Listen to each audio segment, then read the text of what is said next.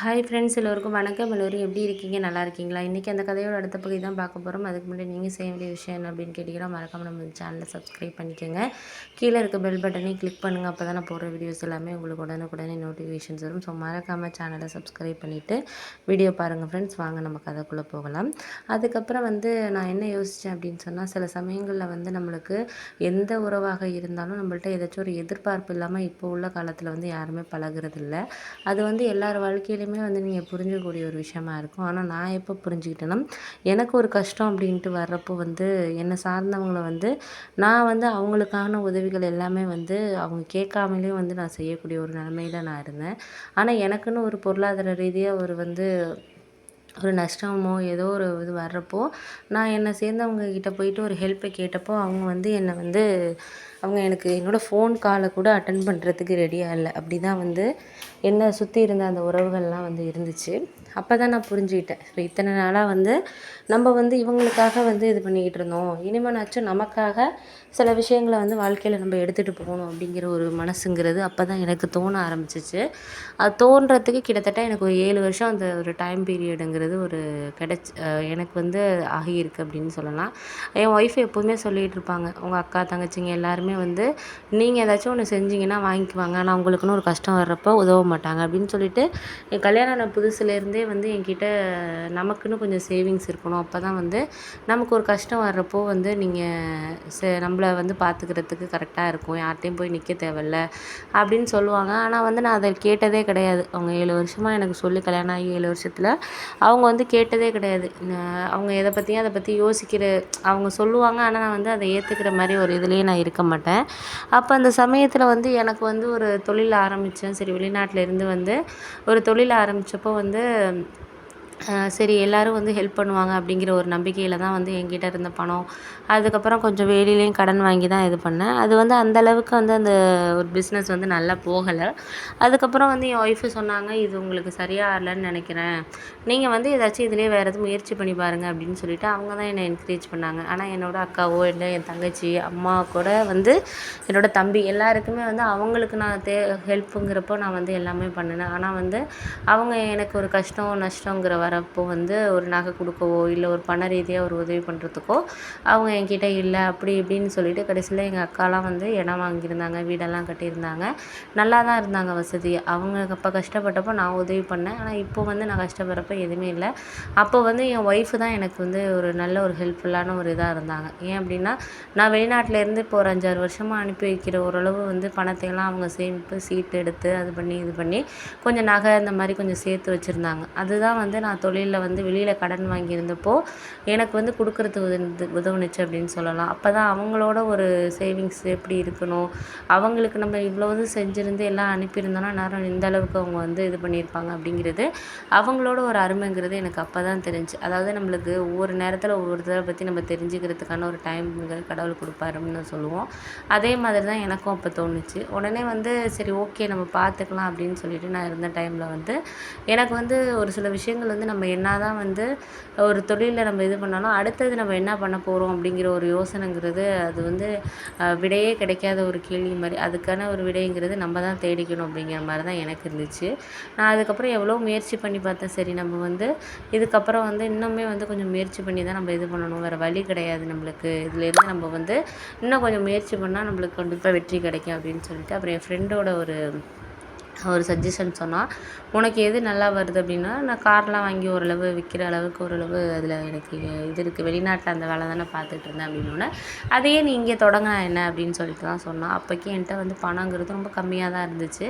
கிட்டத்தட்ட ஒரு 40,000 தான் என் கையில் இருந்தது அப்படின்னு சொல்லலாம். அப்புறம் அதை வச்சு என் ஃப்ரெண்டு எனக்கு ஒரு 1,00,000 ரூபா நான் தரேன், நீ நம்பிக்கையாக இது பண்ணு அப்படின்னு சொல்லிட்டு, அப்புறம் வீட்டில் இருந்தே கொஞ்சம் கார்லாம் ஒரு 2-3 கார் வாங்கி அதிலேருந்து ஒரு கார் வாங்கி விற்கிறது மூலயமா ஒரு கிட்டத்தட்ட ஒரு 2-3 கார் வாங்கி விற்றதுலேயே அந்த 1,00,000 கடனை கொடுக்குற அளவுக்கு எனக்கு ஓரளவு லாபம் கிடச்சிச்சு.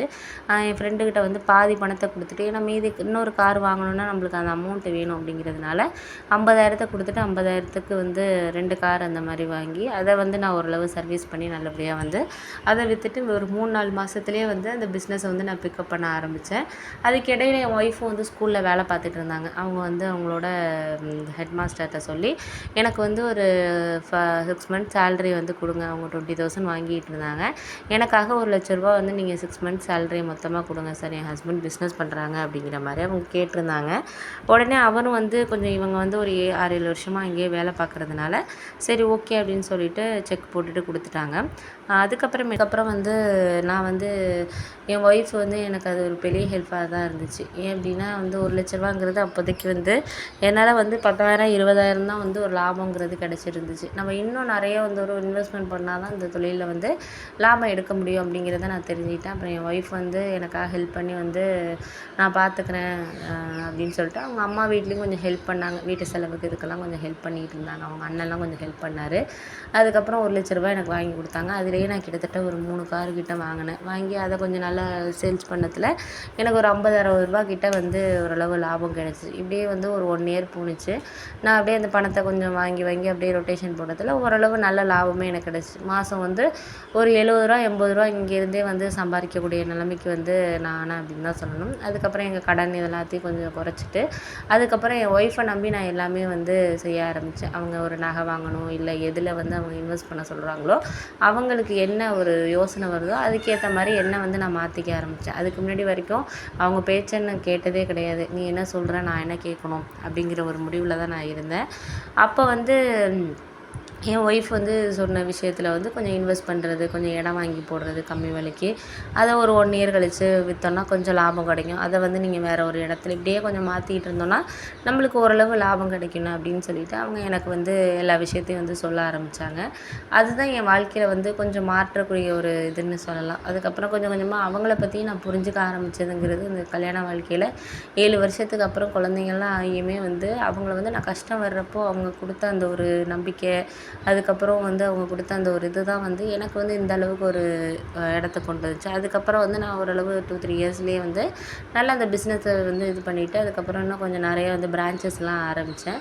ஒரு 2-3 பிரான்ச் வேலைக்கெல்லாம் ஆள் போட்டு போக ஆரம்பித்தேன். அதுக்கப்புறம் என் ஒய்ஃபு சொன்னாங்க, நானும் வந்து ஒரு ஆஃபீஸில் வந்து நான் மெயின்டைன் பண்ணிக்கிறேன். எப்படின்னு நான் ஒரு வேலைக்கு போனாலும் இப்போ ஒரு வேலை ஆள் 2 ஆள் பார்க்குறாங்கன்னா அவங்களுக்கு நம்ம 10,000 20,000 சம்பளம் கொடுக்க வேண்டியதாக இருக்குது. அதை எதுக்கு நம்ம வெளி ஆளுங்களுக்கு கொடுத்துட்டு நானே போய் இது பண்ணேன்னா நான் அந்த அவங்களோட கொஞ்சம் நம்ம எக்ஸ்ட்ராவே வேலை பார்க்கலாம். அவங்க 6 மணியோட போகிறாங்கன்னா நம்ம 10 மணியாக இருந்தால் கூட நம்ம வேலை பார்க்கலாம் அப்படின்னு சொல்லிட்டு அவங்க சொன்னாங்க. அதுக்கப்புறம் சரி ஓகேன்னு சொல்லிட்டு அவங்க சொல்கிறதும் கரெக்டாக தான் இருந்துச்சு. அப்புறம் அவங்க வேலையை விட்டுட்டு ஒரு ஆஃபீஸை வந்து அவங்க தான் பார்த்துட்டாங்க. மீதி 2 ஆஃபீஸையும் வந்து நானும் என்னோடய ஃப்ரெண்டு எனக்கு உதவி பண்ண அந்த ஃப்ரெண்டும் தான் வந்து போட்டோம். அவனுக்கு கொஞ்சம் காசு போடுறது, அவனுக்கு தேவையான அந்த லாபங்கிறத அவனுக்கு நான் கொடுத்துருவேன். அதே மாதிரி எனக்கு சேர வேண்டிய ஒரு இதுங்கிறத நான் ஷேர் பண்ணி எடுத்துக்குவோம் 2 பேரும். அதுலலாம் ஒன்றும் இல்லை. அப்போ எங்கள் அம்மா வந்து ஒரு 3-4 வருஷமாக எங்களோட பேச்சுவார்த்தையே இல்லாமல் இருந்தாங்க. ஏன்னா எங்கள் அம்மா கிட்ட கொஞ்சம் நகை இருந்துச்சு. நான் வந்து கஷ்டம்னு இருக்கிறப்போ போய் கேட்டபோது எங்கள் அம்மா கொடுக்கல அப்படிங்கிற மாதிரி சொல்லிட்டாங்க. சொன்னதுக்கப்புறம் எங்கள் அக்கா பேச்சை கேட்டுட்டு கொடுக்கலங்கிறதுனால நான் வந்து அதுக்கப்புறம் வந்து அவங்கக்கிட்ட கேட்கல. அதாவது நம்மளுக்கு கொடுக்கணும்னு விருப்பம் இருக்கவங்கள்ட்ட நம்ம போய் கேட்கலாம். அவங்க வந்து நம்மளுக்கு கொடுக்கவே கூடாது அப்படின்னு சொல்லிட்டு முடிவு பண்ணி வச்சுருக்கவங்க கிட்ட போய் நம்ம உதவின்னு கேட்டோம்னா கண்டிப்பாக அவங்க எப்படி இருந்தாலும் செய்ய மாட்டாங்கங்கிறது தெரிஞ்ச விஷயந்தான். அதனால நான் என்ன பண்ணேன், சரி அதெல்லாம் ஒன்றும் வேண்டாம் அப்படின்னு சொல்லிட்டு என் ஒய்ஃபை சொன்னாங்க, அவங்கள்ட்ட திரும்ப நீங்கள் போய் கேட்காதீங்க, பார்த்துக்கலாம் அப்படின்னு சொல்லிட்டு அப்போ தான் அவங்க எனக்கு உதவி பண்ண ஆரம்பித்தது. அப்போ தான் என்னையும் அவங்க புரிஞ்சுக்க ஆரம்பித்தாங்க. அவங்க நினச்சிருந்தா வந்து கண்டிப்பாக வந்து நீ அன்றைக்கி நான் சொல்கிறதெல்லாம் கேட்காம உங்கள் அக்கா தங்கச்சிங்களுக்கு தானே செஞ்ச, அவங்கள்ட்ட போய் இது பண்ணு, இப்போ ஏன் வந்து என்னிட ஹெல்ப் கேட்குற அப்படின்னு சொல்லிட்டு சொல்லியிருக்கலாம். ஆனால் கண்டிப்பாக வந்து அவங்க அந்த வார்த்தையை யூஸ் பண்ணவே இல்லை. அதுக்கு தான் வந்து நம்ம வந்து ஒருத்தவங்க கஷ்டத்தில் இருந்தாலும் எந்த மாதிரி ஒரு சூழ்நிலை இருந்தாலும் அவங்களுக்கு நம்ம வந்து உதவி செய்கிறோமோ இல்லையோ, ஆனால் வார்த்தைகளால் நம்ம வந்து இது பண்ணாமல் இருந்தாலே போதும் அப்படிங்கிறது வந்து எனக்கு வந்து என் ஒய்ஃப் எனக்கு சொல்லிக் கொடுத்த விஷயம். அதுலேருந்து நானுமே வந்து எனக்கு தொழில்லையும் சரி ஏதாச்சும் ஒரு வேறு ஏதாச்சும் ஒரு விஷயத்துலையும் சரி ஏதாச்சும் ஒரு தோல்வியோ இல்லை ஏதோ ஒரு கஷ்டம் வர்றப்போ அவங்க சொன்ன அந்த விஷயங்களை தான் நான் நினச்சி பார்ப்பேன். இது வந்து நாளைக்கு வந்து இந்த இடத்துல வந்து நம்ம வேறு ஏதாச்சும் வந்து ஒரு லாபம் கிடைக்கும், அதுக்காக இன்றைக்கி நீங்கள் உங்கள் கூட வேலை பார்க்குறவங்களையோ இல்லை சுற்றி இருக்கவங்களையோ கஷ்டப்படுத்திட்டிங்கன்னா அதை தான் அவங்க மனசுக்குள்ளே வச்சுட்டு நம்மளை இப்படி பேசிட்டாங்கிற ஒரு இதுதான் வரும். அதனால் எந்த ஒரு விஷயத்தை பேசுகிறதுக்கு முடியும் நீங்கள் யோசிச்சு முடிவு எடுக்கணும் அப்படிங்கிற மாதிரி தான் அவங்க அடிக்கடி எனக்கு சொல்லுவாங்க. அந்த வார்த்தைகள் தான் வந்து எனக்கு இன்றைக்கி வந்து நான் சக்ஸஸ்ஃபுல்லாக வந்து எனக்கு வந்து ஒரு இந்த பிஸ்னஸில் வந்து நல்லபடியாக நான் வந்து என் வாழ்க்கையை வந்து நான் இது பண்ணுறதுக்கு ரொம்பவே ஒரு இதான ஒரு விஷயமா இருந்துச்சு அப்படிங்கிறது தான் எனக்கு ஒரு சந்தோஷமான விஷயமா இருக்குது. அதுக்கப்புறம் வந்து எங்கள் அம்மா வந்து என்னை தேடி வந்தாங்க. இது மாதிரி வந்து அக்கா வந்து பார்த்துக்கல அப்படி இப்படின்னு சொல்லிட்டு தேடி வந்தாங்க. இருந்தாலும் எங்கள் ஒய்ஃப் வந்து அவங்கள நீங்கள் போங்கலாம் சொல்லாதீங்க, என்ன திறந்தாலும் அவங்க வந்து உங்கள் அம்மா, அதனால் வந்து அவங்களே இப்போ தான் நீங்கள் புரிஞ்சுக்கிறதுக்கே 7 வருஷம் ஆகிருக்கு, அவங்களும் இப்போ தான் அவங்கள பற்றி புரிஞ்சுக்கிட்டு இருக்காங்க, அதனால் விடுங்க நம்ம மன்னிச்சு ஏற்றுக்குவோம் அப்படின்னு சொல்லிட்டு நாங்கள் அப்போ தான் புது வீடு கட்டியிருந்தோம். அதுக்கப்புறம் எங்கள் அம்மாவும் வந்து குழந்தைங்கள பார்த்துக்கிறதுக்கு, ஏன்னா நாங்கள் பிஸ்னஸில் இது பண்ணுறதுனால அவங்க குழந்தைங்கள பார்த்துக்கிறது பண்ணுறதுல அவங்க வந்து இது பண்ணாங்க. அதுக்கப்புறம் வந்து கொஞ்சம் நல்லபடியாக போயிட்டு இருந்துச்சு. அதுக்கப்புறம் என் ஒய்ஃப் வந்து சொன்னாங்க, இதையே நம்ம வந்து கொஞ்சம் வெளிநாட்டிலேருந்து கார்லாம் கொஞ்சம் வாங்கி விற்கிற மாதிரி கொஞ்சம் நம்ம இது பண்ணால் என்ன, பழைய விலைகள்லேயே இருக்கும்ல இங்கே உள்ள காரில் விற்கிறவங்கள நம்ம காண்டாக்ட் பண்ணி பேசினா என்ன அப்படின்னு சொல்லிட்டு ஒரு ஐடியா கொடுத்தாங்க.